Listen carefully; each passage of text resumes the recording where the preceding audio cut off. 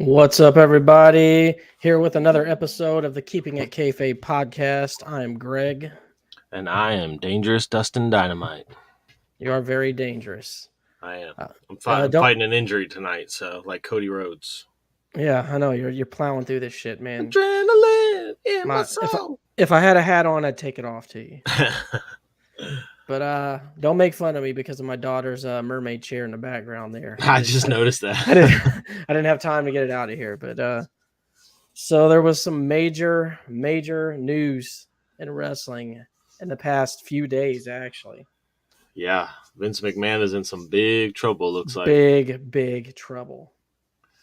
So what do you think is going to happen? Well, for those who don't know, first I'll go ahead and say that. So Vince was caught by I think they said Tony Khan's the one who discovered all of this, or Nick Khan. Yeah, Nick Khan, Tony Khan. That's AEW. Yeah, so the Nick Khan discovered, going through the books that $3 million just kind of disappeared. Yeah. So then it came out that it was actually hush money. And at first we didn't know what the reason was. We just knew that Vince had paid hush money for something. Then it comes out that it was actually because he was trying to cover up an affair. Yep. And that's not all. Apparently, the same girl, it was like an intern, paralegal. It was a paralegal. Yeah, paralegal. But I mean, intern, paralegal, it's kind of all the same. An office lady. Yeah, someone who wasn't getting paid.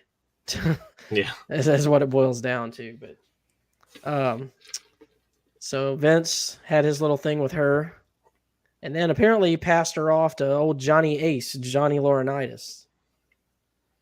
They were fucking tag teaming the ladies in the office. Oh, yeah, you already know it. And actually, it came out on Twitter earlier while I was at work that don't know if this is confirmed yet, but him and Linda is officially Splitsville. Yeah, I saw a couple of articles that said that they're at least separated at the moment.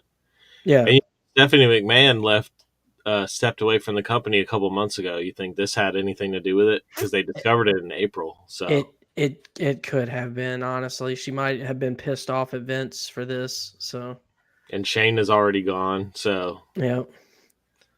Hell, maybe Shane's known about this stuff for years. That's the reason he's not as close to his dad as you would think a son would be. That's, in the business like that. But so what do you think happens, man? Do you think Vince is done?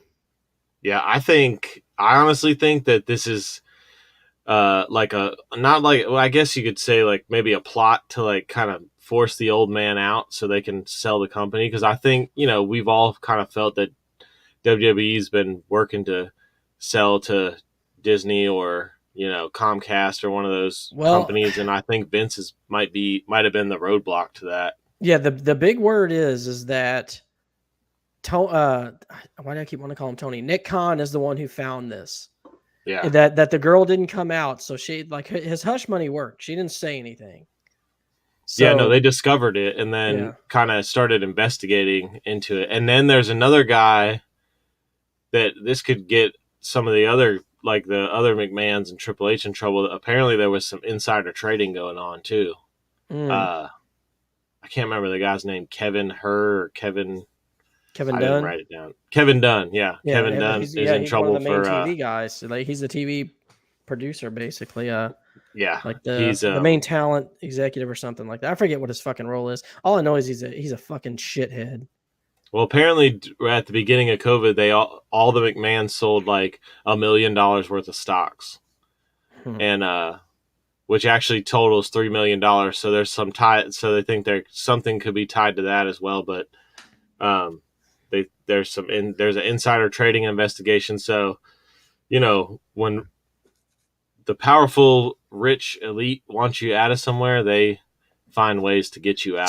So here is the question. This is the question. Now that this has come out, how long is it going to be before the sexual allegations come out?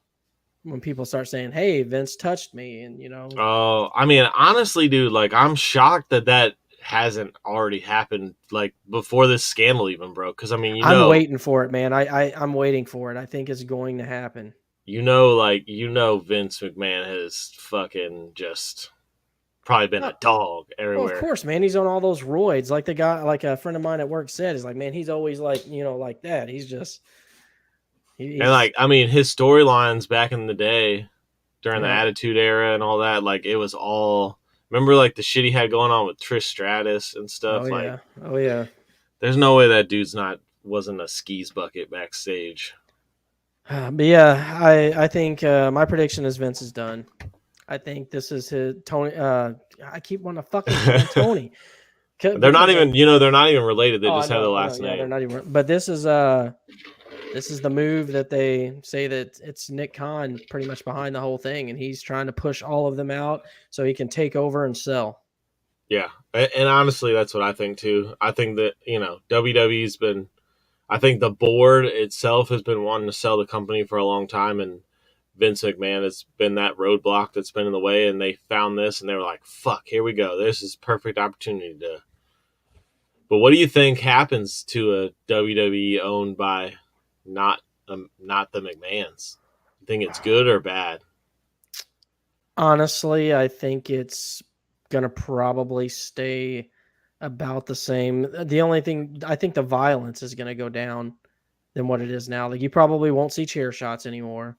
They'll take away everything out of it that seems too violent, and they'll make it very kiddified. And if you thought it was bad, if you thought it was bad in the PG era before, it's going to get 1,000 times worse. But I don't know. I mean, maybe someone buys it out who is a wrestling fan and wants to go back to the days of old. Who knows? I mean, it's really just up in the air at this point. What if Tony Khan buys WWE? He's got the money. he buys WWE does anyway, and does the he could show up on Monday Night Raw and be like, now I own WWE now. That'd be nuts. Yeah, that'd be crazy. And then Tony Khan can poorly book WWE too. Exactly. Well, I mean, their team of writers already do that, so. But we'll get into that later. Oh God! So other news we had was Sasha Banks is apparently gone. They gave her release. Well, the rumor apparently it has not been confirmed yet. I thought I saw something earlier before I left that it is confirmed now. Oh, is it now confirmed? Yeah. Okay, yeah, I think so. I'm not 100% on that, but I believe that they said it was confirmed now. Like, it came out, and then there was like some backtracking that was like, oh well, she didn't get released. She's asked for her release, and then I guess I hadn't checked up on it in the last hour or two, so probably has changed. So, what do you think? Where do you think Sasha Banks ends up? Well, the big rumor on that is that the big problems her and Vince were having is that she wanted to do more acting after her thing on the Mandalorian. So there were butting heads about that, and just character development in general. Like, I think she wanted to be a bigger star than she was being used. But the thing is like, even if she stays in wrestling and she doesn't pursue the career in acting, she's still going to have that 90-day no complete clause. So, like, honestly, if I was her, I probably wouldn't go to AEW. Not now. No, she should do the acting thing, man. She has the. That's what I would do. I would just go into acting, and you can always go. You'll always have that reputation to go back into wrestling. But like the way AEW books their women, I mean, she'd be, if she thought she was an afterthought in WWE. Just imagine. She's really good friends with The Rock. She's related to Snoop Dogg. She's got the hookups, man. If she wants to go that route, she can. Yeah, that's what I do. I mean, why not? Because I mean, she's never gonna peak more than what she did in WWE as a wrestler. I don't think so. And I mean, nowhere else has like a great women's division. So maybe Impact. As long as she avoids getting a DUI like Jeff Hardy, she should be okay.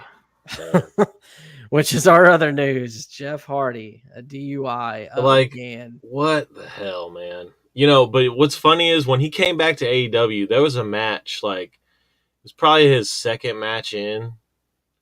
And I was like, is he fucking drunk again? Because he was like, I couldn't tell, like, is he hurt or is he fucking drinking and shit again? Because he's like climbing real slow. He's like he was like walking down the fucking ramp looking like he was out of breath already before he even started wrestling. And I'm like, well, maybe it's just because he's old or whatever. And then he had the match, and then the match against the Young Bucks, he looked real fucking sloppy. And then I was like, well, maybe, they're saying he's hurt. His fucking boot fell off. So maybe he was just looking sloppy. And then like 2 weeks later, he fucking DUI. And there's tons of videos of him. He was drunk as shit. He had guns pulled on him because he wouldn't fucking put the car in park. Like, it was bad, fucked man. up bad. And I've always been a huge Jeff Hardy fan. He's probably like in my top 5 favorite wrestlers of all time. And not me. But he just always disappoints, man. He just can't get off that shit, dude. I don't know what kind of demons that guy has that he can't conquer without the substance abuse, but it's obviously deep. I'll just say that. Yeah, that sucks, man. I mean, I'm not the biggest Jeff Hardy fan, but I mean, even if I'm not a fan, that's not something anybody wants to see. And Booker T actually said that, that AEW needs to take some of the blame for putting him in these big matches, these big bump matches. But it's like, it's kind of what Jeff Hardy's known for. But like, he was literally taken out of a match 2 weeks before this ladder match was announced because he was hurt, and then they announced them in a fucking ladder match, and I'm like, are you fucking kidding me? That's the problem with AEW as a whole, always fucking taking risks that they don't need to take, but we'll touch on that more. What else do we have? Randy Orton. Randy Orton is probably done for 2022 is what it's looking like. Well, the good news for you on this is that means that it's possibly Riddle that takes that title off of Roman. I mean, it could be that they apparently the rumor before was that they were gonna let Orton take the belt off Roman for SummerSlam, so Roman could go do it, like take a actual vacation. Do you think that Riddle's ready for that? I mean, they've been doing a decent job with building. I mean, if there's one thing WWE's been doing right the last few months is building Riddle, and he's like this fucking crazy dude driven by vengeance. But we'll see what happens tomorrow night, because I'm a little bit worried that they're going to squash him tomorrow night. Well, here's some. I don't think they'll squash him, but I don't think he's going to win that match. I mean, he could still go over and lose. I mean, but they just need to make sure it's a good fucking match. I think what's probably. Let me ask this: is that match a no DQ match? I don't think so. I think it's a regular. But the Usos will interfere or something fucking dirty will happen. Yep, that's what's going to happen. Usos is going to interfere, and they're going to build a match for SummerSlam. That's what they're going to start working towards, is a build towards SummerSlam. I mean, I'm okay with that because, like, that's the one thing I've liked about WWE in the last few months is the Riddle storyline. Hey, Big T, thanks for joining. I mean, he's still got animals coming out of his ass every time he comes down to the ring, but I do like this. I do like that he's a little bit more serious because he's so driven by trying to avenge his buddy Randy. Yeah, my bro Randy. But he's a fucking awesome wrestler, man. I didn't know how I felt about him with no fucking shoes on. When I first saw him, I was like, who is this fucking guy with no shoes? I was shocked you didn't know him from MMA, honestly, because he was pretty I didn't know anything about him until I started playing the WWE game. I was like, who's this dude with no shoes? And then when I started watching WWE again, I was like, oh man, this guy is he's good, man. Every match he has is a good match. Well, actually, since you brought up the game, I just read some news on eWrestling News' site.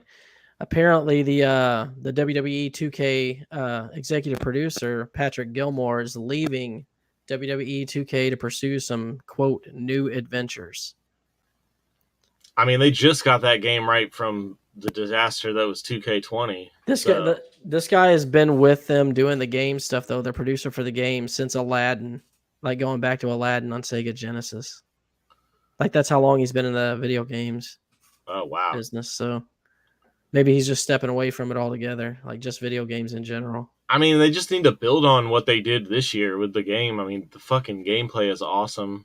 It is fun. I'm having a lot of fun with it. It's a fun game. I hate the My Rise mode, but I'm having fun. Yeah. I just There's so many ways to have fun. Look, man, I just want to download Will Ospreay, okay?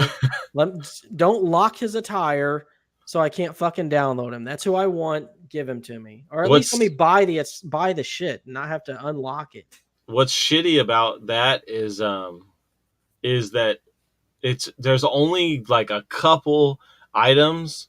There's probably maybe 10 items that you have to actually complete a MyRise objective to unlock. The rest of it you can either download the packs or just buy it with your WWE points. See, I'm worried that I'm going to play the wrong storyline and like not unlock it. That's what pisses me off. It should tell you which storyline unlocks the rest of it. Really? And that Will Ospreay call is like the best call in the whole game. Oh yeah, I was actually talking with Jay at work, and he said that there's like not a whole lot of good New Japan calls on the Xbox. I told him, I was like, man, this Ospreay one on fucking PS5 is like one of the best calls ever made. So. Well, you can stitch things into the jackets and shit, and whoever made this guy stitched his fucking his entrance jacket to the fucking T. To the T. Like, this dude sat there and made sure that shit was, exactly I can't do the stitch stuff. I've tried, but I'm not. I tried it too, and I was just like, I'm not trying it. I'm done. Yeah, it's too much. It's too rough. All right, so we have a lot of actual wrestling to talk about here, other than news. First, I don't have much to say about SmackDown. That's what we're going to touch on first. The SmackDown was kind of lackluster. Yeah, the Sami Zayn Riddle match was actually a really good match. It was. I did say that. I said Sami versus Riddle was good. Everything else was forgettable. Yeah. And then only other note I have is Rousey is still shit and feuding with Natty now, I guess. That so Rousey, that was one thing I want to say. That, of course, I cannot fucking stand Ronda Rousey. But her match with Shotzi was actually decent. But it was, and then right. Lacey Evans won the Money in the Bank qualifier. And yeah, I actually don't remember anything. I skipped that because I don't because I don't fucking care who wins the Money in the Bank qualifier, because I don't care about the women's wrestling on WWE anymore, because they just don't have enough good talent there. Yeah. To have events like that. Like, basically, you just got Charlotte and a few others, and that's it. Charlotte, Becky, Asuka, Bianca Belair. You don't like Shotzi, bro? Not really. I'm surprised. Why? Because she's Asian? Yeah. I didn't say she looks bad. I just said I don't like her. But yeah, that's all. Yeah. I really. The only other thing I wanted to talk about with you in regards to SmackDown is you got a little bit of a rant about long title runs. You're not a fan of them. Yeah, I just don't. I feel like it buries talent. Like, I hated when John Cena was the champ every fucking pay-per-view. Like, and I'm not saying the title needs to change hands, all the time, but to have Roman Reigns has had the title for fucking 400 or some fucking days. So what about the CM Punk title run where he had it like 300 plus days, and a lot of people think that's one of the greatest title runs ever? Well, I was a extra casual WWE fan then, so I don't really know. I can't really speak on that title run because I wasn't watching it really. I was just kind of read the shit on the internet. But I don't know. What I don't like more is honestly like the part-time shit. Like, don't fucking give Brock Lesnar a title. And you know what? And I know Roman Reigns has been fucking grinding his ass off, but give the belt to somebody else while he's gone. Like, your champion should be visible. He's not going to be gone that long, though. He hasn't been on TV in a month. I have not seen those two belts in a month. He'll be back. He'll be on TV for SummerSlam, and then you'll start seeing him on the regular after that again. The rumor is he's like filming something. I think that's the reason he's taking this time off, but I don't know. Maybe it's just family time. I mean, I'm all for, like, he's definitely earned his time off and his lighter schedule, but just like fucking let someone else fucking hold the title for a little bit while you're fucking taking a vacation, and then come back and fucking get it back. So anything else on Smack? I'll say this before I move on. I'm a fan of long title runs as long as it's on somebody good. And Roman is one of the best in the business right now. So I don't have a problem with it being on that. As a matter of fact, he's one of the only reasons I watch SmackDown, period. So yeah, I love the Tribal Chief stuff. I think it's fucking gold, but it's kind of all they have over there. So there's not it a only whole lot took to like. Roman Reigns fucking 15 years to finally stick on people. Hey, it's there though, and it's good. So I guess is. the wait was worth it. Yeah. Rampage. Let's talk about fucking Rampage. AEW Rampage. Yeah. Pull my notes up here. Oh yeah, because I have some notes on this. Would you like to hear how my notes start off? Yeah, you start your notes while I'm pulling mine up. All right. Well, my notes start off as Eddie Kingston fucking sucks. Dude. Yes. How can anybody like this guy? How can anybody think he's a good wrestler? I don't understand it. Like, what exactly is his style? Is it drunken style of pro wrestling? Because that's what it looks like. It's a brawler style, but literally all this dude does is fucking come out to the ring and slap people. And he looks like he's fucking drunk all the time. He slaps and chop. He just he walks in the ring. He's like and then he fucking chop, and then he fucking goes outside the ring and like throws him into the fucking barricade. You know what? I bet his sloppy drunk ass is the reason Moxley had to go to rehab. He's probably fucking had him out partying every fucking night, getting sloppy drunk. Like, no, bro, it's okay, man. Just go to work like this. It's good. I do it all the time. We're fucking gangsters, okay? Fucking die for this shit.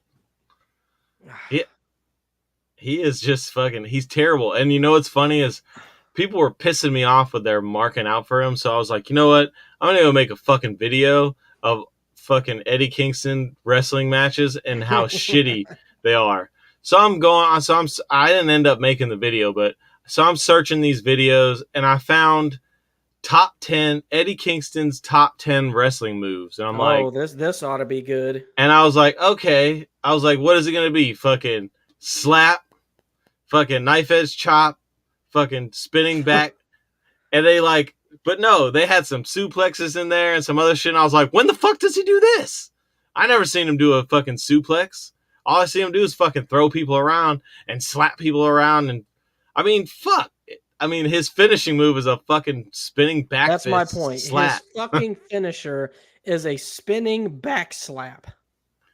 I just fucking can't stand him. And everyone's like, he needs a title shot. And I'm like, no, he doesn't. It would be the worst title run in the history of wrestling. I mean, the promos would be okay, but even I don't even like his promos anymore, man. Honestly, what people like about his promos is his style, because his promos are really pretty much the same. They are. I'm fucking crazy. I'll die for this sport. This sport I love so much. Blah, blah, blah, blah, blah. It's just his delivery and shit is, and I've seen some shit of him like backstage. All his promos are the same shit. No, you think this shit is a job, dog. This is life to me. This is life. This ain't no fucking job. This is real life. I'm like, shut up. Yeah, but that match was fucking that was the Jake Hager match. He should not have beat Jake Hager. Yeah, man. He's gonna be a champ one day. Okay. There is nobody in the world who, if they saw those two guys standing next to each other, and someone said, "Hey, these two guys right here, if they got in a fight, who do you think would win?" No one's gonna pick Eddie Kingston. No one. Yeah. Look at him standing next to Jake Hager. They'll be like, man, that guy will fucking destroy him. And that's the other thing. We were talking about this, like small guys or whatever in AEW. Well, he's a fucking fat, fucking sloppy looking motherfucker. He's dumpy looking. He's dumpy. He's dumpy looking. He's dumpy. He's got fucking big old belly. He fucking marches out there with his fucking combat boots and his fucking BDU pants. With his fucking wife beater. He always has to get down to his wife beater. Like, God damn. The match. I mean, I'm wearing a wife beater right now, but still. I'm not podcasting in it. Like, dude, if you look at these results, fucking Kingston brawls. Kingston hits him with a knife edge chop. I'm just like, what the fuck? Oh, look, he got a suit. He countered. Oh no, he counters a suplex from Hager with 2 suplexes of his own. Big T says he runs like a toddler. He does. He does. He does. He runs like he's in pain, which he probably is because he's a wrestler, but it looks like it hurts him to run. That's all I'm not ever going to be able to see him run to the ring or do anything now without envisioning that. That's what I'm going to see every time as a little fucking toddler just. Yeah. Oh, God. So we had Satnam Singh and Jay Lethal versus Davey Vega and Matt Fitchett. I skipped that match. I didn't even watch it. I mean, it was just basically like, hey, look at this gigantic fucking Indian guy kill these fucking 2 jobbers. Yep, that's exactly why I skipped it. And it was not much to it. And plus, I like Jay Lethal. I don't want to see him fucking job to some fucking. Well, no, he was with Satnam Singh. Yeah, that's right. So that's they right. won. He was with him, but they're misusing Jay White. Big T says he looks like an unfinished call.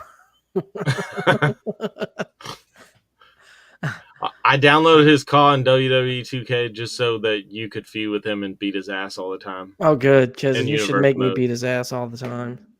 I will say that the next thing, the 6-man tag match on Rampage was pretty good.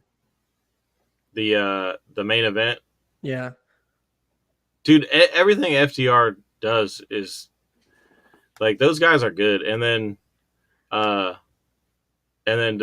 Will Ospreay and Aussie Open. The only problem I had with that match was that I think they should have put Ospreay over in that match. They should have, and I don't like the way they're using Ospreay in AEW, but I'll touch more on that. I know they're building FTR to be like this, the best tag team of all time, and that's fine because those guys deserve to be the best tag team of all time. But they could have Ospreay could have got fucking Trent Beretta, or even one of the Aussie Open guys could have pinned Trent Beretta, and it would have been fine. It was just,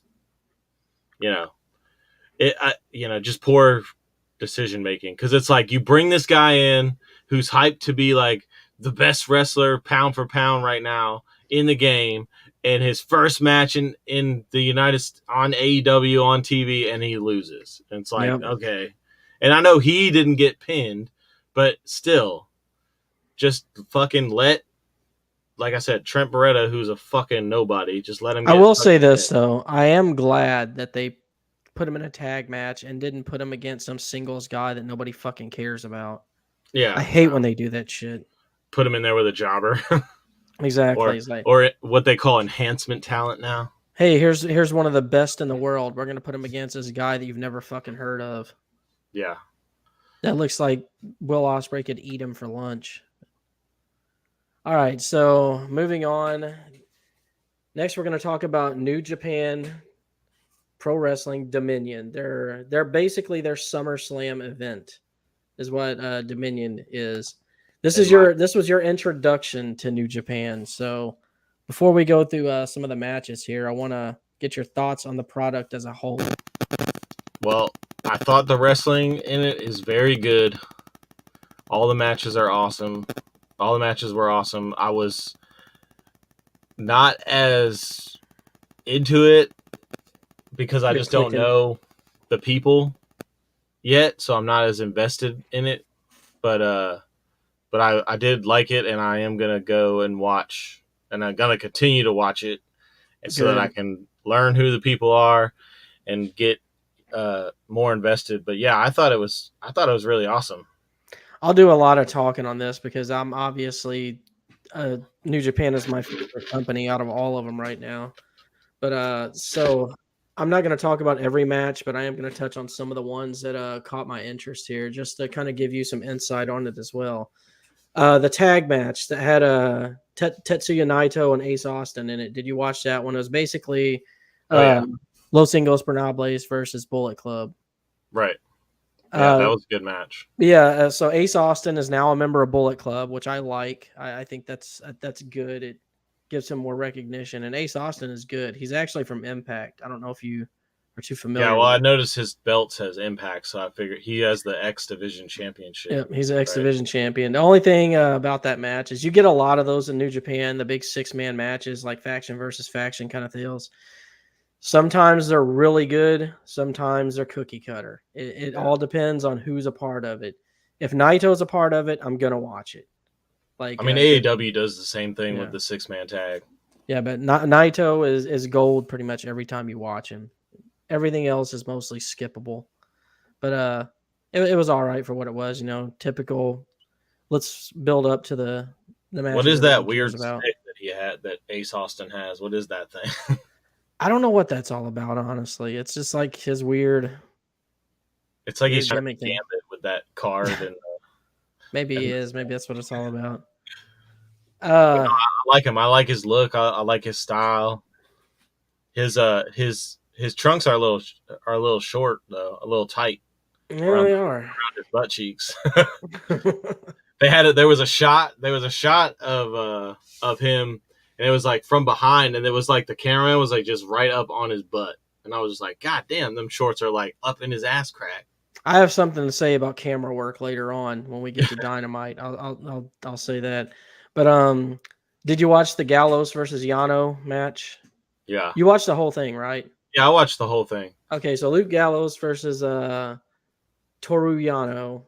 The thing with Yano is that goofy guy in New Japan. He's always every single match of his is going to be almost that the guy with the spray. Yeah. Yeah, okay. He's the goofy guy. All his matches are always goofy. He does goofy shit. He always wins his matches in a goofy way. Sometimes they're okay. Most of the time, they're cookie cutter and skippable, honestly. Yeah. Unless you just want to see some kooky shit, then you can just watch it for that reason. It was very kooky Japanese type shit. It's definitely that was the first a culture match. Oh, like this looks like anime. This is what it reminds me of. Oh. But the 6-man tag championship. So yeah, New Japan has an actual championship for like 6-man tags. Yeah. I like that. I that's one of the things I like about them is that they have something it basically makes the 3-man tag matches mean something. Yeah, because honestly, like they do that a lot in AEW, and there is a rumor that they are coming out with those with titles for that, but like AEW needs more fucking belts. But so what did you think of Zack Sabre Jr.? Because it was him, Yoshinobu Kanemaru, and El Desperado, which is the guy with the mask, versus Evil, Yujiro Takahashi, and Sho. All three of those members are Bullet Club. You might have heard them call them the House of Torture, but House of Torture is a part of Bullet Club. So. Oh, okay. But yeah, I thought it was a great match. I do like Zack Sabre Jr. and he's rumored to be fighting Bryan Danielson at Forbidden Door. So, ooh, that'd be good. That'd be a damn good match. Yeah, I actually will be looking forward to that. But you'll grow to love Zack Sabre Jr. just because of his transitions. He's like a technical guy, but the way he makes it look so smooth. If you think Ospreay looks clean with everything he does, watch more of Zack Sabre Jr. That dude is so fucking clean with everything he does. It's crispy. Yes, but Bullet Club ended up winning to retain the 6-man championship. Yeah, so is Bullet Club like just all the foreign guy, like all the white guys? No, because Evil, the 3 guys that were in that match, all of them, the House of Torture, are all Japanese, and they're all part of Bullet Club. Yeah, that's right. So, next we had Bad Luck Fale and Chase Owens, the champs, versus Jeff Cobb and Great O'Khan for the tag team championship. Yeah. That match was just kind of meh, honestly. I love Jeff Cobb. I love the Great O'Khan. I like everyone in the match, but it was lackluster to me, honestly. But Jeff Cobb, once you start watching the G1, you'll see people like Jeff Cobb, Chase Owens, and Great O'Khan shine. And a lot of these dudes, man, they'll tag them together, but they shine in the singles matches. Like, yeah, most of New Japan is all about the singles matches. That's where everyone shines. But so are they kind of like AEW, or they just have like a a plethora of talent that they just need to shove it all into. Well, the reason they do so much stuff like that is because that's one thing I love about the company is you still have factions. Like you still have stables. You got Chaos, which is Okada's people. You got Los Ingobernables. You got Bullet Club. You got Suzuki Goon. You actually have factions, and then you got United Empire. So I like that, man. I like stables. I like people teaming together and coming out with each other during their matches and shit like that. But actually, Jeff Cobb and Great O'Khan took the belts from Bad Luck Fale and Chase Owens. So yeah, they won with Tour of the Islands, which I love that finisher, by the way, Jeff Cobb's finisher. Yeah, like for a big guy like him, it just works. Let's see. This actually has some relevance to AEW. Hiroshi Tanahashi versus Hiroki Goto for an interim world title eliminator match. And Tanahashi won. Yeah, Tanahashi won. He'll face Moxley for the interim AEW title. We all knew that was going to happen. I will say that them two fighting each other was definitely better than Moxley versus fucking Kyle O'Reilly, when that didn't even make any sense because they had a battle royal that was shit to lead up to it.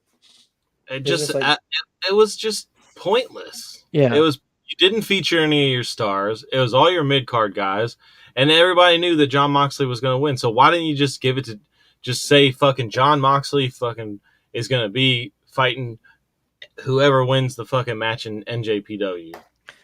Ben, I haven't read anything about it yet, but I'm assuming it's probably going to be fine if they're talking about booking him against ZSJ, which is good. I'm glad that it's nothing serious with his history of that. So it might have just kind of been a scare where they're like, all right, take it easy. It was probably a light concussion, nothing serious. Like the ones he was getting back when he left wrestling were like bad concussions. Yeah. Like the ones where he was forgetting shit and things like that. So next up, the KOPW match. You liked this match. Yeah, between Takagi Shingo and Tai Chi. I liked the concept. It was fun. It was like interesting. Well, explain the concept of it. So basically, you get points for every like slap on the mat. So if it's a 1-2, then you get 2 points. Yeah, and it's 10 minute. There's 10-minute time limit, and then it could make for some real fucking dramatic matches. That one was kind of like, they kind of let the score get a little too high, and it was like, okay, there's no way they're going to close the gap on that in 10 seconds. But I could see it. I would like to see that more. I liked it too. I thought it was interesting. And the guy. Now that match was voted on by the fans, because the way the KOPW thing works is like whoever is the KOPW like trophy holder, they get challenged for it. But what ends up happening is there's usually 3 like different match types that they get to. I don't know if they get to pick them or the fans pick them. I know the fans choose the match type winner, but I don't know if they choose the actual match type. I think the wrestlers choose the match type. But well, that shit was cool, and I would love to see that more often. I think it could make for some really good shit. Yeah, but Shingo ended up winning and keeping the KOPW trophy. The matches are kind of goofy, but they're fun. They're better than the Yano matches, which Yano was actually the KOPW champion for the longest. So you can imagine the kind of goofy fucking matches you got. It was good though, honestly. Next up, we had Tama Tonga versus Carl the Machine Gun Anderson. That was one of my favorite matches of the whole. It was really good because they have a lot of history. Like Tama Tonga is one of the original founders of Bullet Club. Carl Anderson was in shortly after that. And they basically like Tama Tonga's finisher was handed down to him from Carl Anderson. Yeah, that was a good match, and it was like one of those heavy hitting like strong style matches where they were just fucking going at each other the whole time. Yeah. I love strong style, man. It's some people aren't a fan of it because it's too much like, forearms and shit, but Well, that's like the guy I was telling you about that I rode around with today. He was a big NJPW fan. He's like, yeah. He's like, I just love it because they're just beating the shit out of each other They all the really time. are, though. It's rough. He's like, he said it was way worse back in the day, though. Oh, it was, man. Back in the Shibata days. Ooh. He's I like, it's not. showed you that headbutt. Remember Yeah. the head? Oh. He said I kind of slacked back on watching a little bit because he's like, it's not as intense as it used to be. But he's like, yeah. He said that's his favorite too. So. But shockingly, Carl Anderson beat him for the never openweight championship. I Yeah, was I not thought expecting that. I definitely didn't think that guy was going to win, and then he pulled it off. So that was kind of cool. I love Carl Anderson's thing he does during his entrance where he gets in the ring and does the like machine gun to. They used to do that, and like all the members of Bullet Club would fall down. It was pretty cool.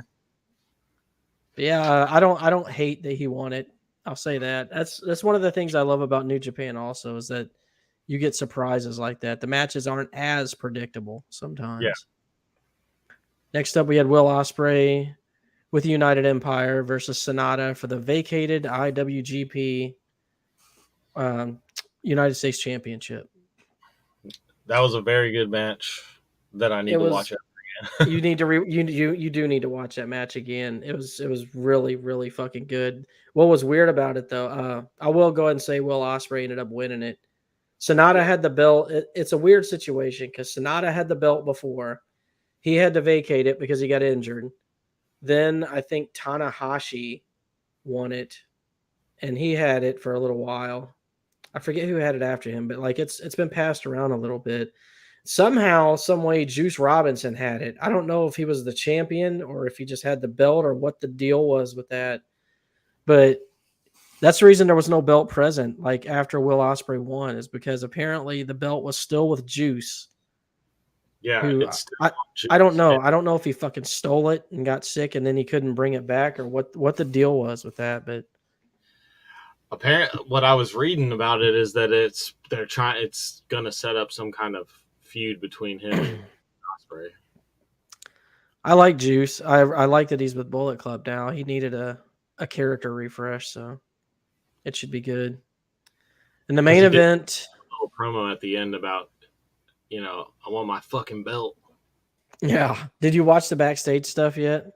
I watched most of it. I didn't see the Ospreay thing, but yeah, you'll have to jump around till you see him because it was pretty good. He talks about that actually, because he puts his belt on the table. He's like, where's it at? He's like, yeah, this is obviously not it. This is the British Heavyweight Championship. Where's my fucking belt? Yeah, he was walking out and he was holding up his belt and he was like holding up another one, like a fake one. So you're kind of like all in on Ospreay now. Yeah, I'm all in, all the way in. I fucking love that dude already. And you said you went back and watched like some of his old clips and stuff too, right? Yeah, I've been watching some of his older matches and stuff, and like the dude is just crispy, man. Like everything he does, fucking. It's so clean. And like I can't wait to talk about the Dynamite match. So. All right, well we'll go ahead and get the Dominion wrapped up here with Kazuchika, I can't ever say his fucking name. Okada versus Jay White with Gato. Little history here for you. Gato for the longest time was with Okada. That was like his little sidekick that always come out there with him. He turned on Okada when he joined Jay White. So there's a little history for you there on that. It was actually a big deal when he turned on him because everyone was so fucking shocked. But so great match. Okada matches are usually good. Sometimes they're cookie cutter, but his performance is always top notch. I did add this note. I love the metal barricades in New Japan. Yeah, dude, when they sling them into that fucking one part of the cage with the door and the door just slings open, I love that shit so much. I was like, damn, those barricades look rough, man. and they don't play, man. They just sling them into those damn things. And the sound that door makes when it slams open just makes it sound worse. All over it. It's fucking just straight metal. I hate the barricades, man. I do. I've always hated the barricades, but since they switched to it, Yeah. But Jay White wins via Blade Runner, new champion, and boy, did he cut a fucking promo afterwards. Oh, yes, he did. And then the promo backstage was even better. Oh, yeah. He went straight for the fucking neck of AEW and was. I loved how he was like, AEW wouldn't exist without me. Yes, everyone who watches AEW should give thanks to Jay White because it's all because of him. He was like, and he even ended it with saying, "You're welcome." I love when he was asking the other guys in Bullet Club, he's like, "Is there anybody that can touch Jay White?" And they're like, "No." Yeah, he calls himself the catalyst of pro wrestling. How do you like that catchphrase there? He is because he is the last rock and roller, King Switch, baby. Yeah, he's another one that I'm like quickly becoming a huge fan of. Oh yeah, like at first I didn't care for him when I first saw him in New Japan, but then like he grew on me like instantly. When we were making the trailers when I was making the trailers for the TikTok, like when we first got this idea, you had told me to watch that match or like get a clip from that match. Yeah. And that's the first time I was like, oh, who's this Jay White guy? Because a bunch of, when you click on it, when you put in something on YouTube, a bunch of shit pops up. So I started watching some of that shit. So I was already kind of like, knew who he was. And then he cut that fucking promo. And I was like, damn, this dude is fucking awesome. And in the ring, he's great too, man. Like he's a great wrestler too. He's all around good. I love the guys that have it all. They have the look, they have the wrestling, and they have the promos. Like they have the voice. So, and him being a heel is perfect because he already has that like New Zealand accent, so he sounds so douchey. And he's even like he looks even more like a heel with that fucking beard. Yeah, because he didn't used to have that beard. He used to be clean cut. Yeah, I like the beard much better. But he looks like a true fucking heel now. I think he's going to be your next Triple H as far as heels go. Yeah. I really do, just by how he is now. Because he can catch the heat. Yeah, actually, I wanted to mention this before we move on. Like, you remember when he was in the ring and he was telling all the people, like the Japanese people, he's like, say something, say something. Yeah. Well, the big thing behind that is they're not allowed to like cheer because of COVID.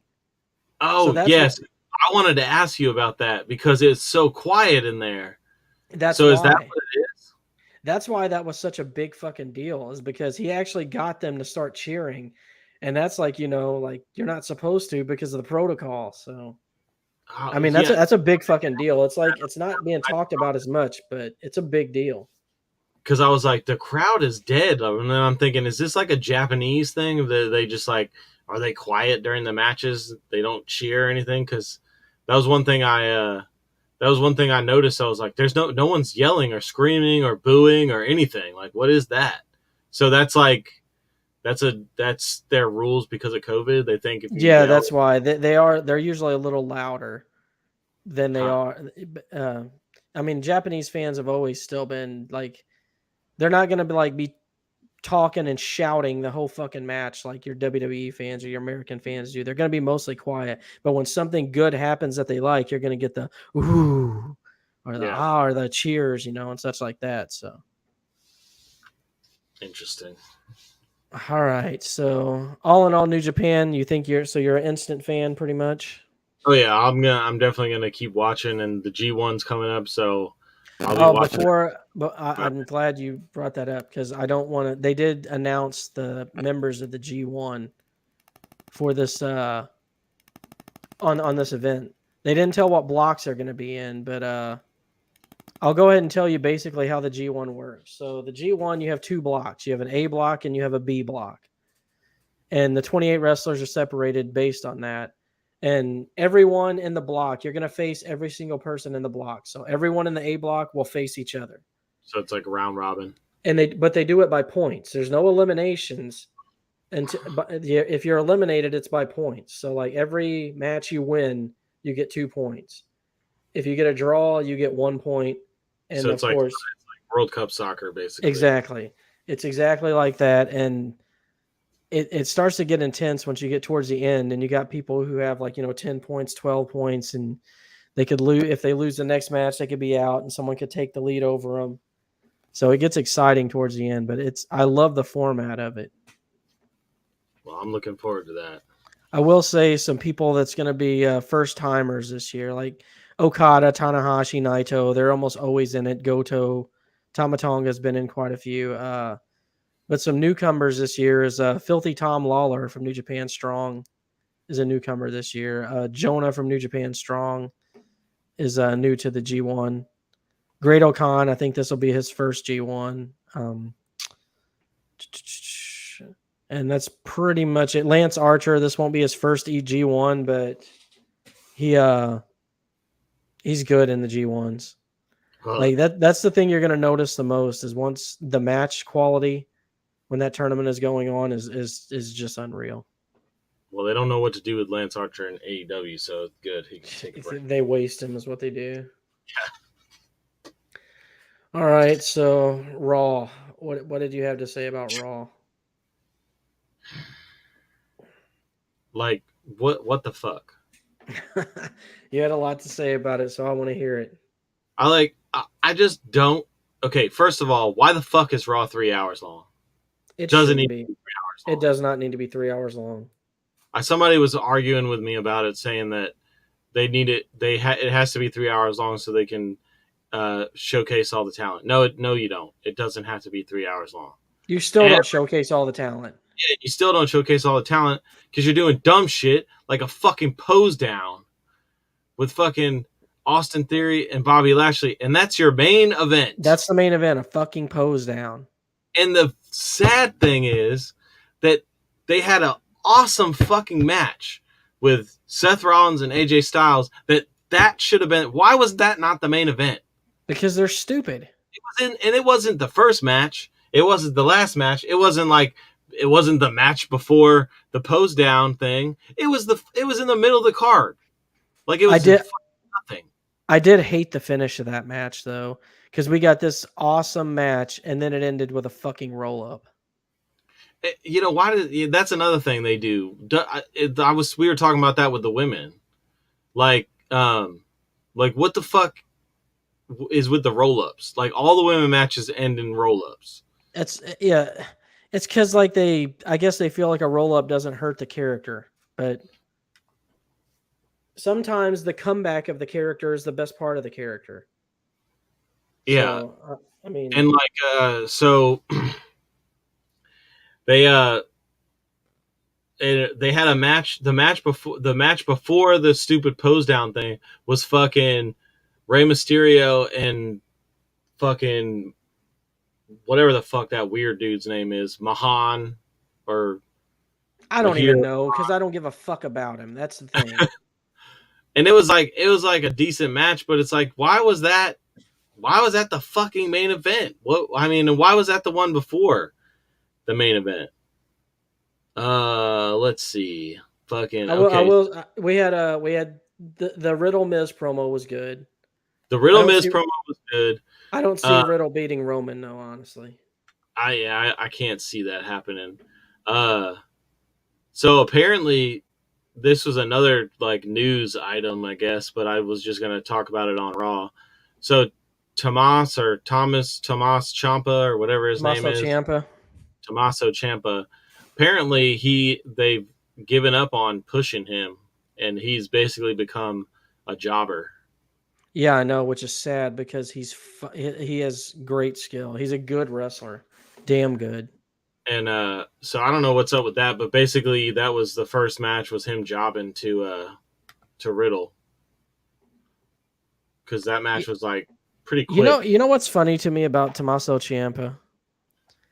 He's got like a weird skin color, man. Like he almost looks like he's made of gold. Yeah. It's that Italian skin on him. I'm telling you, man, like I look at this dude and I'm like, damn, this dude has like the best skin I've ever seen in my life. It's like he's made of gold. Big T, we opened the show talking about the Vince thing. Oh yeah. You'll have to go back and listen to that because we talk a lot about it and give our thoughts, our theories on it.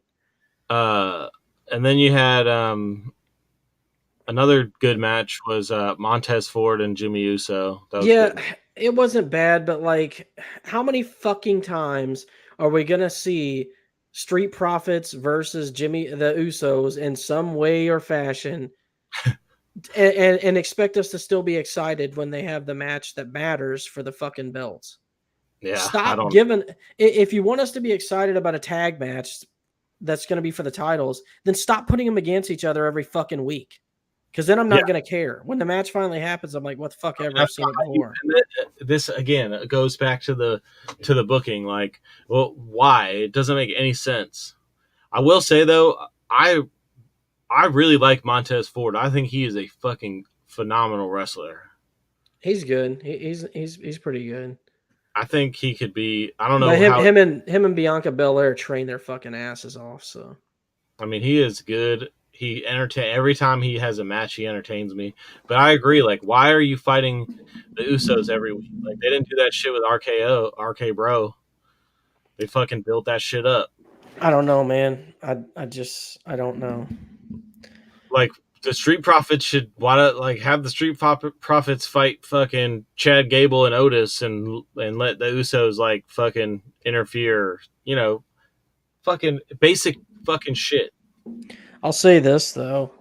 But the match was okay. I just don't want to see it much more. But what did you think of the Becky Lynch Dana Brooke bullshit again? I mean, I really hope that they're going somewhere with this. I'm mad about it actually. My only notes on that whole thing. You want to know what my notes are for that? Let's hear it. My notes are Becky is so fine, and it's a damn shame what they were doing to her with the booking. Or it's a damn shame what they're doing with her booking her with Dana Brooks. That's a waste of Becky Lynch right there. The rumor is that they're running this storyline where she's like hit rock bottom, she can't win, and then her redemption is going to be Money in the Bank and winning the belt back. But I don't know. Yay! I'm so excited. It's just she's so good, and like you're just wasting her talent by making her look like shit every week. That's what makes me. That's the reason that the women's division is so hard to follow for me, is because you give me people like Becky and Charlotte who are good and fun to watch, but then you put them in these shit storylines against people who aren't even close to their fucking level, and it makes you lose interest because like it's not believable that these fucking other women are going to stand a chance against them super athletes. And then they didn't even really wrestle. They she like beat the fuck out of her outside the ring and then told her, I don't want your fucking 24/7 championship title. Then Asuka came out there and attacked her and they went back and forth. And then, I don't know how many times we're going to see Asuka and Becky Lynch go at it before they fucking. Well, you got to just keep fucking. Well, you got at least 10 to 15 more times before SummerSlam. I mean, they were the main event 3 weeks in a row, so Jesus. And then we had another women's match. Your favorite fucking two women's wrestlers, Doudrop and Nikki Ash. Yeah, I skipped that match. As soon as I saw it, I skipped it. I didn't even watch the finish. I just skipped it. As soon as it was off the screen, I continued. Well, Alexa Bliss and Liv Morgan won, and they had a little friendly banter back and forth about who's going to win Money in the Bank, because it was a Money in the Bank qualifier match. Then you had. Well, I hope everyone enjoyed the sandwich that they made during that match. That's what I'll say about that. Then you had Ezekiel and Kevin Owens. And you know what? Kevin Owens is still a national treasure. This Ezekiel thing has kind of run its course, but still a national treasure. Well, now Elias is going to show up next week. Oh, is that right? Yeah, you must have skipped past that part. I think no, I must have just missed it because I watched that whole thing. But yeah, he said at the end of the match that Elias will be there next week. Him and Elias will be together next week. Oh man, they're going to become the tag champions. So how's that going to work? So let me ask you this. Obviously, Ezekiel is Elias, right? But what if they found some fucking way to make it? Like, what if it really was true? Like, what if it turned out that really was his fucking younger brother, and Elias comes in, and like all of us have been worked, like just that would be amazing. That would be amazing. You were talking about that, and I got goosebumps thinking about it. Like that would be. I tell you this, top it off, dude. There's absolutely no way in hell that's ever going to happen. But I was about to say what Big T just said. Apparently, apparently the rumor is that Damian Sandow is going to come in dressed up like an Elias. You know what? This is going to be great, and I'm going to tell you why. Because when Kevin Owens sees that it's Damian Sandow dressed as Elias, he is going to lose his shit, and it's going to be fucking gold. Yeah, I'm. That's one thing I'm definitely looking forward to. So I definitely enjoy those segments every week. Yeah, I can tell you this: if Kevin Owens is on the screen, I'm not skipping. Yeah. I was watching wrestling during the KO Chris Jericho stuff, and that shit was awesome too. The fucking list, then they're like team up, and then their feud. Oh yeah, the KO Jericho stuff was really good. And then WWE ruined it and ran Jericho out of town. But we already discussed the main event. It was a fucking eye roll, so we'll jump right into Dynamite because you got a lot to say about Dynamite, and I have a little bit to say about it as well. Yeah, so let me pull up the Dynamite. I don't even pull them up. I just go by my notes because if it's... Well, they opened with what was the fucking... Oh, so let's talk about this first. Fucking, what are your thoughts? There we go. You stopped it. What are your thoughts on the naming of the calling it Road Rager? Like, what is that? It's just Dynamite, okay. But I actually, I had someone at work explain this to me, and if this is true, this actually makes more sense, and I'll be less harsh about it. What they were saying is that they have to do things like that because it's like in their contract for like, so like, you know how TNT has like NASCAR and all kinds of shit like that. So I guess NASCAR is going on right now. So the Road Rager thing maybe has to do with that. I don't really know, but I guess the names of some of these events have to do with like what's going on around that time, or they're just contracted and have to do it to make it special. I heard that too. Yeah. And that's why they have like the Battle of the Belts and stuff. That's like something that's required by their contract.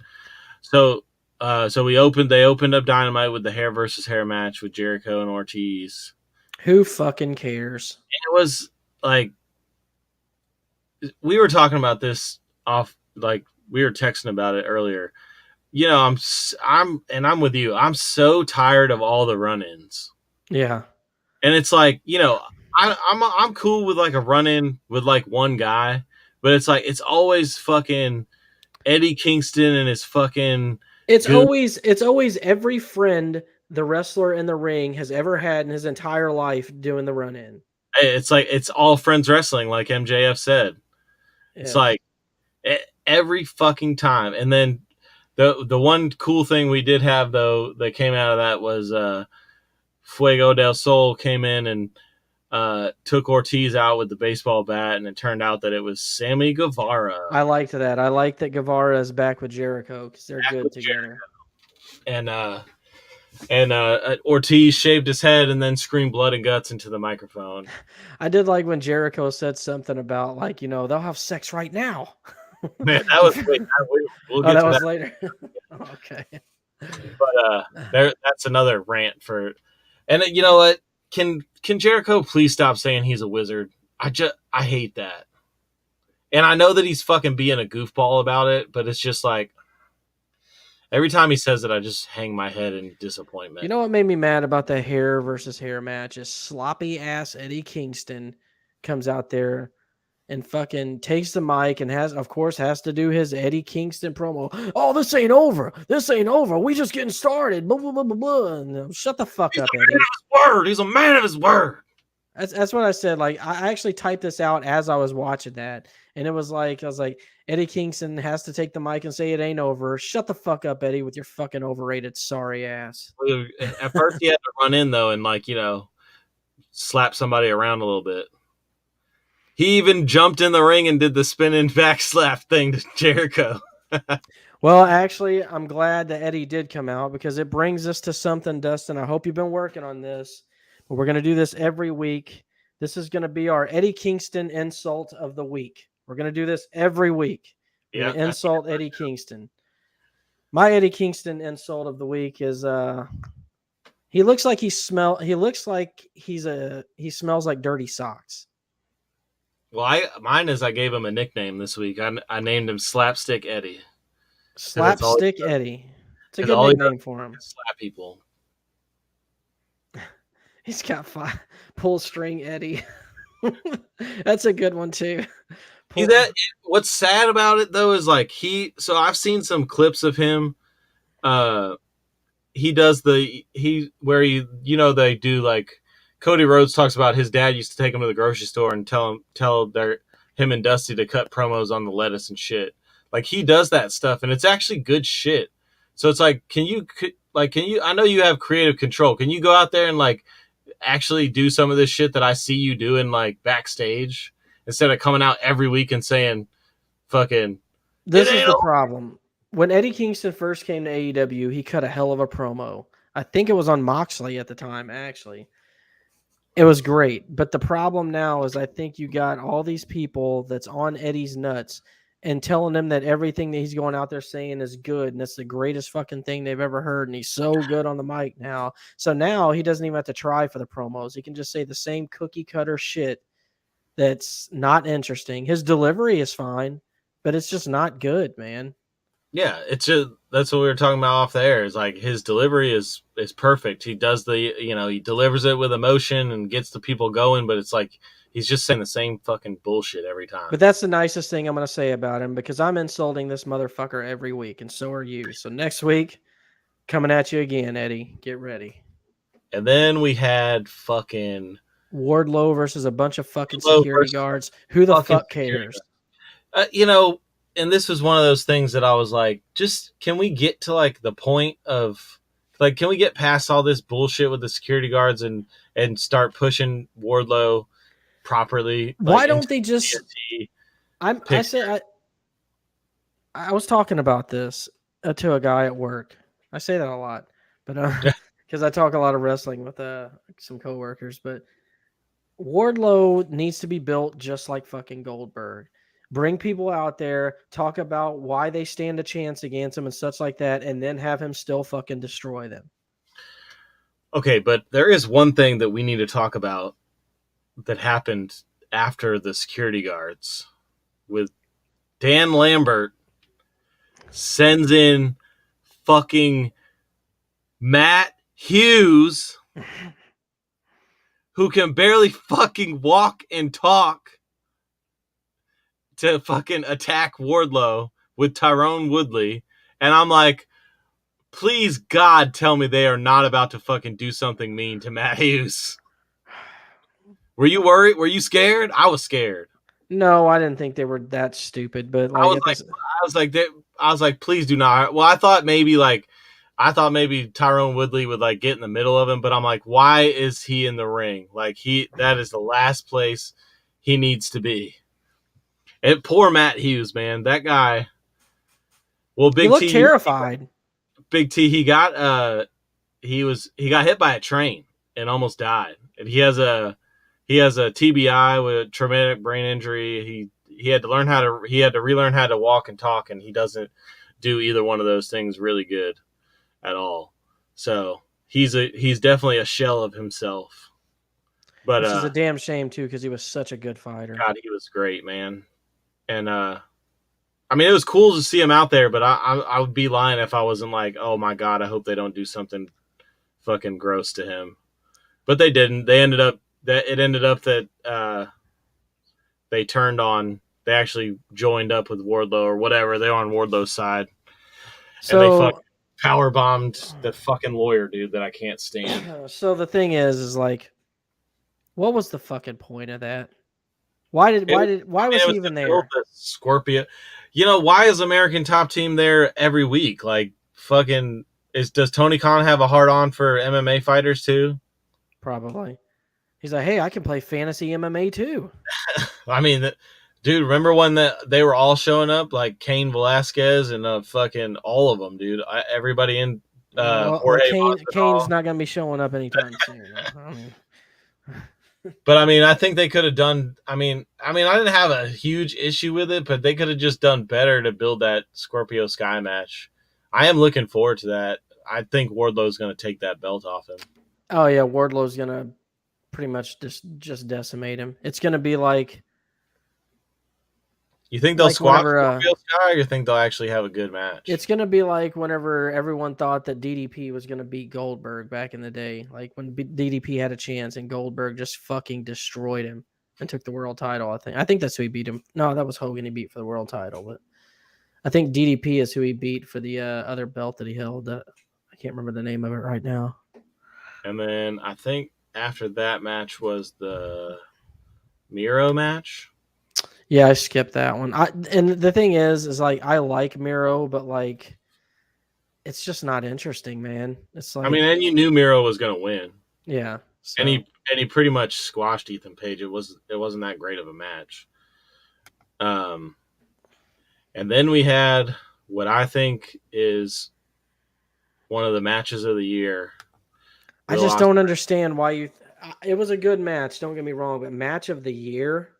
It's a match of the year candidate. I don't even think it's that. My match of the year is still Kenny Omega, Bryan Danielson. I still think that's the best worthy. Match. That was a fucking top-notch match, but this was close though to me. Not really, man. It made me feel things, dude. And when the match makes me feel things, it goes straight to the top of my list of matches that I enjoy. I feel like you just got a hard on for Dax. Dude, he's so good. I do. I like him and I like Ospreay. I was so excited for this match. I really like Dax Harwood a lot. I like FTR in general. The match was good. I don't want to downplay the match but it wasn't even close to match of the year for me. Honestly, it wasn't as good as Tama versus Carl that we saw in Dominion or Ospreay versus Sonata. It wasn't as good as Okada versus Jay. All those matches were better than this match to me. Did you freeze up? I think Dustin froze up. But yeah, I didn't like it as much as any of those matches. It was a good match, though. I'll say that. But there were some things that they said during this match that kind of pissed me off. Like, first off, they called Dax Harwood versus Will Ospreay as a dream match. And I'm like, to who? Who is that a dream match to? There's nobody out there. It's like, you want to know what a dream match to me is? It's Dax versus... You know why it's not a dream match? Because Dax is a fucking tag team wrestler. That's why. I mean, yeah, like Big T said, you're talking about AEW wise, though, man. I think that was one of the best. I mean, who else could he have fought on? Every fucking match is a dream match if we're talking AEW wise. Darby Allin versus fucking Jeff Hardy, dream match. Like, people didn't even know who the fuck Darby Allin was 2 years ago, and you're calling this a dream match. Get the fuck out of here. I'm just saying, like AEW fans love Dax, and a lot of them know about NJPW and Will Ospreay, so it was. Then they also said that during this match that Dax may be one of the best strikers in the business. He's not even that kind of wrestler. That's my entire fucking point. He's a technical wrestler. Who said that? Who was that? The fucking guy that wears the lucha mask that said that? No, I think it was Tony Schiavone who said it. Tony, I used to like Tony, but man, he talks some fucking stupid shit now. He's a fucking mark. That's what he is. He's a fucking mark.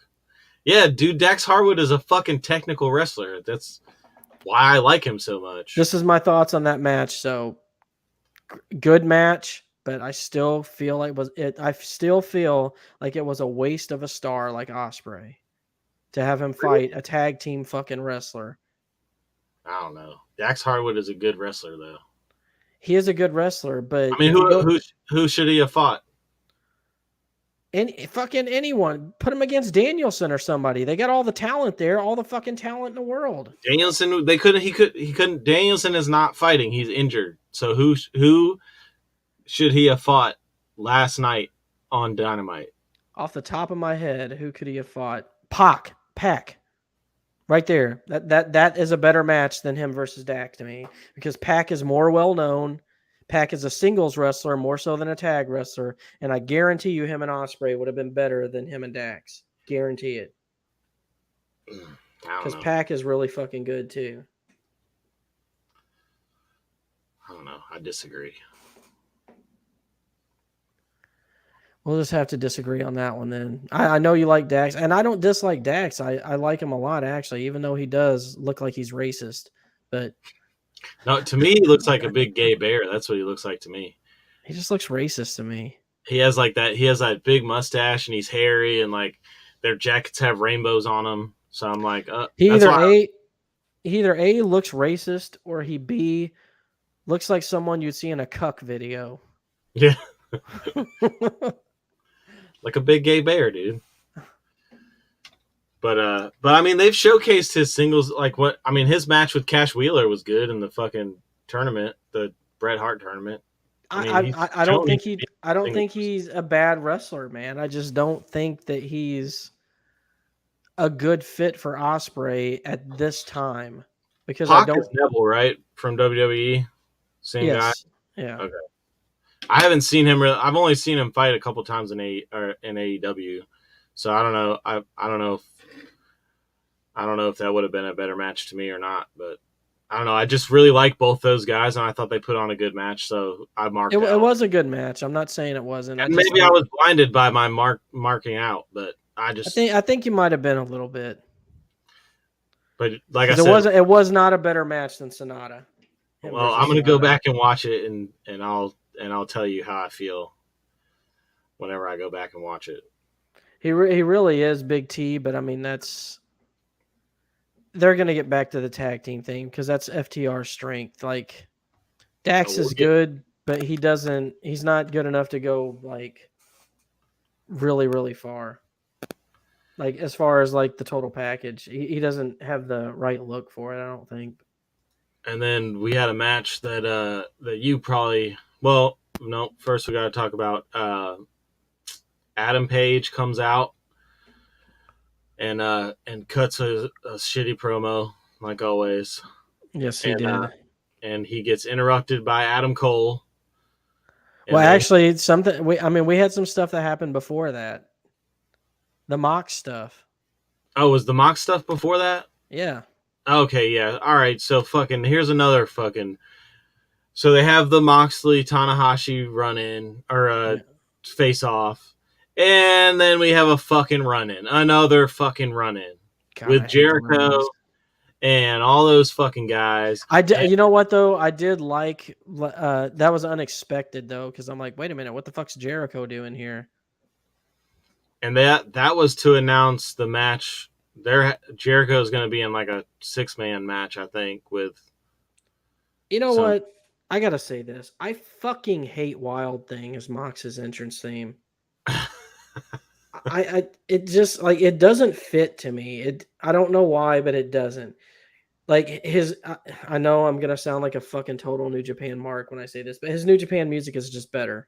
It just is. It sounds more dark. It sounds more like what you would think a guy like Mox would. Yeah, it's more fitting to his character, because it's kind of rock sounding, but it's also dark at the same time. The Wild Thing seems like it should be like, I don't know, for someone who looks like one of the rockers back in the 80s or something. Yeah, I can see where you're coming from. It doesn't fit. Honestly, Wild Thing would be a better fit for Jungle Boy. Well, we're going to talk about that in a little bit. So Jericho comes out, interrupts the fucking face-off. Then some New Japan guys come out. Then fucking Eddie Kingston comes back out. God, why does he keep fucking showing up? and all his fucking minions come out, and everyone's fucking fighting all over the place. They beat the shit out of Tanahashi and Jon Moxley. Fucking Sammy Guevara and Tay Conti stick their tongues down each other's throat again. Which I fucking cannot stand that shit. And I know that's the point of it. But Jericho said that they'll have sex right there, right now. Look, man, I fucking love Jericho, but some of the shit that comes out of his mouth just makes me cringe. Like, you don't like the wizard stuff? I do, though. I like the wizard stuff. I think it's funny. I have mixed feelings about it because it's like, I know it's just Jericho being fucking a goofball like he is, but at the same time, it's like, okay, man, let it go. Because I'll throw a fireball in your face. I'm a wizard. I'm a wizard. He even said in an interview, he didn't expect that to like take off, and now it just kind of stuck. And it's like, whatever, man, fine. But they announced another match. It'll be him and fucking who was the Lucha guys from New Japan? Which they come out? The Lucha guys from New Japan. I'm trying to think. El Desperado was one of them. Yeah, and I think Lance Archer came out. Yeah, Lance Archer came out, and so it was El Desperado and Lance Archer. They're both part of Suzuki-gun. Yeah, they're gonna fight each other. Yeah. Jericho. Honestly, that could be good, especially if Minoru Suzuki's gonna be there. We did forget one thing about the Ospreay match. Oh yes, we did. There was a fucking another run-in, and Orange. But it ended good. It ended good because the return of Orange Cassidy, and I know you came in your pants when this happened. I was like, oh yeah, I got big fucking chill bumps, dude. I was like, I'm not gonna lie, I got excited too because then I started thinking about Orange Cassidy versus Ospreay could be really fucking good. Yo, okay, so I asked you this in text, and you said we would talk about it on the show. So I haven't really. When I came into AEW, he was kind of like hurt, and he wasn't really wrestling. He was kind of just like coming out with the best friends or whatever they call themselves, and he would like do his fucking. And I've seen some highlights of like how he wrestles. So what do you think about them two going at it? Because I've heard mixed feelings from some people are like, what the fuck, and Orange Cassidy, and then there's a lot of people that are like, no, that's going to be amazing. I don't like a lot of his gimmicky shit he does, but when he actually wrestles, he can fucking wrestle. Like, he's good. Like, he does some entertaining shit. But him versus Ospreay will be really good because it'll be so high speed. Because Orange Cassidy is fast, Ospreay is fast, so you're gonna definitely see some stuff that. But I kind of marked out when he came out too, and all day long I have been playing "Where Is My Mind" because I fucking love that theme for him. It fits. Yeah. It fits way better than Wild Thing for Moxley. Yeah. That music hit because I was watching it. I have two TVs in my living room. I have a small TV that I usually will put my son's stuff on, and then I'll have my big TV so I can watch. But I was doing dishes and stuff so I had the small TV because it faces the kitchen. Yeah. Well, I was sitting at the table, and I was sitting on the actual table, and I was looking up when he came out, and I could tell I had this stupid fucking grin on my face whenever that music hit. I was just sitting there like this. I was just like so happy that he came out. I was like, well, this is fucking awesome. Because I was already hyped about the match. So I was like, okay, cool. And then Orange Cassidy came out, and I was like, oh, that's even fucking cooler. I just really wanted Orange Cassidy to do the fucking, where he like stands up and kicks him in the ankles. I'm kind of glad they didn't do that, though, honestly. I was waiting for him to do that, but he just fucking did the face-off thing. But yeah. And they did announce that officially. I think that they did. It's going to happen, and I'm excited about that. That's probably, to me, is going to be the show stealer for Forbidden Door. Well, I'm glad. It makes me hopeful now that you're like all about it. So. Oh yeah, that's going to be awesome. We'll jump back to that Hangman promo. He came out. So Hangman comes out and cuts a mid promo. Very mid promo about Okada. Well, I didn't think, dumb old me didn't think that Jay White might actually win. I mean, that's literally how he sounds, dude. He sounds so stupid. And he did. He called himself a dumbass. And then Adam Cole comes out and he's like, and then basically introduces Jay White. And Jay White sneaks up behind Adam Page. Gives him the Blade Runner. And then, which I thought was awesome, Jay White says, you know what, Adam Page, you don't fucking call the shots around here. I'm the fucking champ, and you're not going to fucking fight me.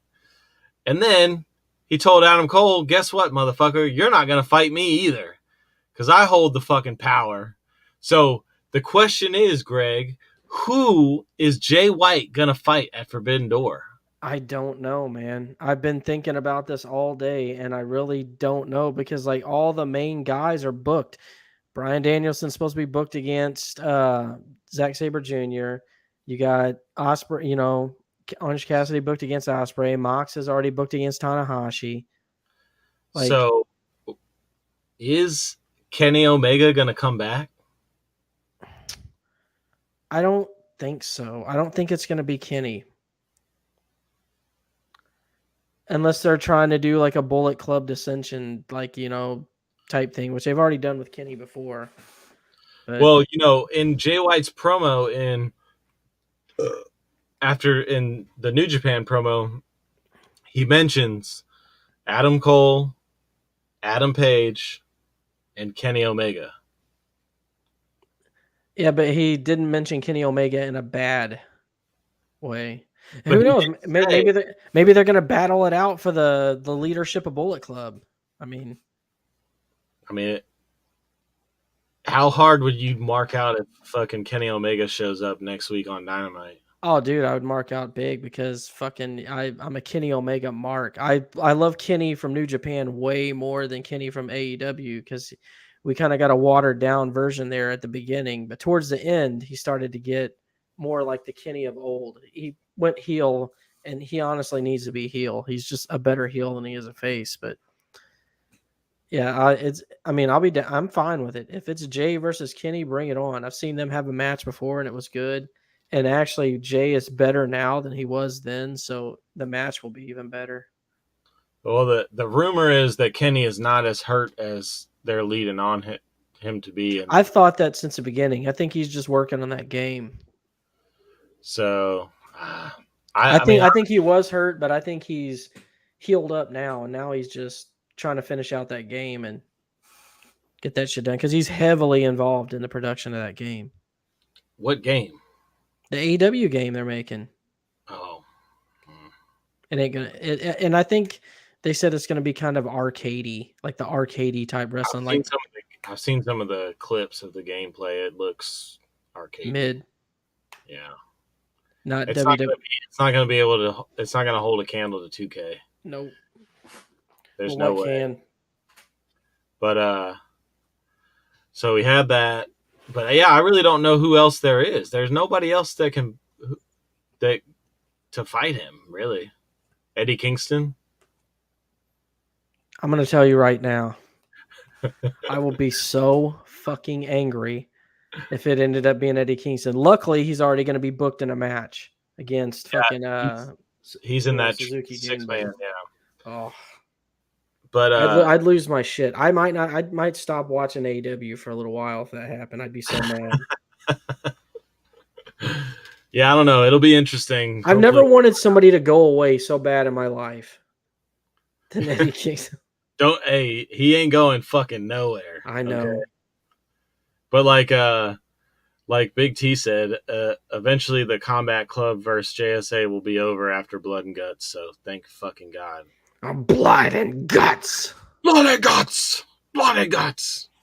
Stupid. I don't know why I said it like Vince. Maybe it's because I'm worried about Vince. That's how William Regal said it the week before. That's true, he did. And then Ortiz said it all psychopath like too. Well, then that you probably wrote in your notes that you don't care about, but I actually thought it was a really good match with Toni Storm and Dr. Britt Baker. Everyone says it was a good match. I didn't give a shit. So, did you even watch it? Nope. God, you hate the AEW women. Oh, okay. So this was another news I thing. kind of wished I would have, though, because both of those women are extremely fine. But I was really just trying to get it. I was rushing through watching it, so that's more why I skipped it than anything, because I do like Britt. It was a good match. And but I did want to talk about the rumor about Thunder Rosa sandbagging and no-selling. I mean, it's believable. Have you seen her matches? Well, so she actually came out today and apologized. She posted an apology on Instagram with what was the chick that she fought, Marina Shafir, and basically admitted that she needs to be better. So, but it kind of goes back to what you were saying about how she's a tryhard. Ooh, this is an interesting thought here by Big T. Kenny comes back, faces Jay for Forbidden Door. Moxley has his little run with the interim championship, only to have Kenny take it before Punk comes back, and then him and Punk go at it. I mean, it's not bad booking. That's good booking, and Kenny can stay a heel because Punk can stay a face, even though I'd like to see Punk turn heel. Well, let's try to get this episode wrapped up here. So other things I have is I said this. I noticed this during the Young Bucks match actually, but the camera work in AEW is fucking horrible. So I disagree, but I can see where you're coming from. But what AEW does, from what I've gathered, is they try to make it feel like you're in the arena. There was 4 fucking dives in that match that you never even saw the guy diving where the fuck he came from, because they focused on whoever he hit. That's shitty camera work. Yeah, you should see that dive. Plus, like, no, I know. Yeah, I see what you're saying now. But I know that's piss poor, man. They did do a pretty shitty job on the. And then after that, I started focusing on it more, and I started seeing like their camera cuts, like when they cut and what angles they take. It does not hold a candle to WWE's camera work. They have a long way to go to get to where WWE is on camera work. Yeah. Well, like I said, they try too hard to do that, like make you feel like you're actually in there, and it kind of hurts them sometimes. Don't make me feel like I'm in there. Just make me fucking care. I just want to see it. I noticed that with the spot with the with Luchasaurus in the 4 tables when he went through the 4 stacked up tables. They didn't even cut to him till like he was already like through the tables. Exactly. That's what I'm talking about. Like 4 times that happened in that match. And I'm like, my God, man. I was like, they need to fire these guys and just hire new ones now. So the Young Bucks ended up taking the belts. They did. It was a good match, though. It was a really good match. It was a good match. Young Bucks won, and then I thought there was way too much table shit in that match, but other than that, it was a good match. Yeah.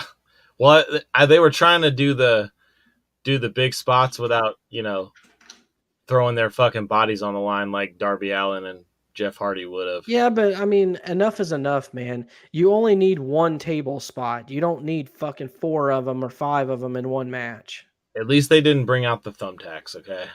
That's true. And then you had Christian come out, and he was going to help. He was helping Jungle Boy up and out the ring, and then he fucking turned heel. I have an issue with how they did this. So I like that Christian turned on him. That was good. But like he stopped to help Luchasaurus first, then he turns on him. Yeah, well, he just kind of like came over and like checked on Luchasaurus. But actually, his beef isn't really with Luchasaurus anyway. It's with Jungle Boy, so that's not so bad. But this is what would have made more sense, okay? Instead of having the Young Bucks beat Luchasaurus and fucking Jungle Boy clean, How about you have Christian come out there and cost them the fucking title so they look better and they look like they only lost the belts because of that, as opposed to just losing clean. Then you have him come out and turn on him. Yeah. It's like they did it ass backwards. Well, I think they're gonna I think they're gonna do what you've been wanting to happen and break up that tag team, and Jungle Boy is gonna be. But I had another person say, another person on the TikTok, because I posted the him giving the concerto to Jungle Boy, and somebody commented, and I thought it was pretty good. Also, like, what if Jungle Boy would have turned on Christian, and then he could have become that. He kind of could have become that whole spoiled brat type character that you're always talking about. I have a theory on how this is going to play out. So Christian turns on Jungle Boy, but he checks on Luchasaurus. So I think you're going to end up having a little feud with, Christian and Jungle Boy, with Luchasaurus at Jungle Boy's side. And then at some point, Luchasaurus is actually going to turn on Jungle Boy too, and that's when he gets to his singles career, is after that, because people aren't going to see that coming if he's coming out there with him and still, helping him out and shit. So he's going to get the double turn, I think. Well, so what do they do with Luchasaurus once Jungle Boy is a singles guy? Because they're obviously going to start pushing him. Jungle Boy. Take that stupid fucking mask off of him and make him just wrestle like a big man, like he should. Yeah, actually, Big T, they said he actually got hurt doing the chair shot, so he probably has a concussion.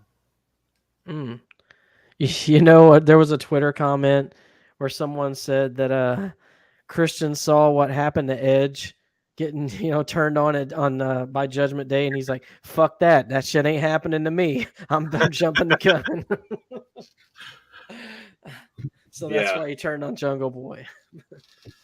So, it'll be interesting to see where that goes. That was definitely, it reminded me of like old school Raw, where where Raw would end on a twist, and you're like, oh, what's going to happen next week? We hadn't really got that from wrestling in a while. So I liked that they ended it. Well, since we ranked the shows last week, we'll only do Raw and Dynamite. I'll say Dynamite wins. Raw gets a fucking 2 for me, and Dynamite gets an 8. Raw gets a fucking F. Well, actually, I'll give it a D- because there was some good matches in there, but it was booked the worst book. D- is fair. D- is fair. And AEW Dynamite, I'll give it a B. I forgot we're doing letter grades. Yeah, I'll do the same. D- for Raw, and I'll say I like I wasn't as impressed with Dynamite. It was some a C. I'll say it got a B- for me. It got a B-. I'm not going to give it a C. I'll give it a B-. I said last night when I was marking out, I said it's the best 2 hours of wrestling I've watched in a long time, but it's really the best 2 hours of AEW I've watched in a long time. That's fair.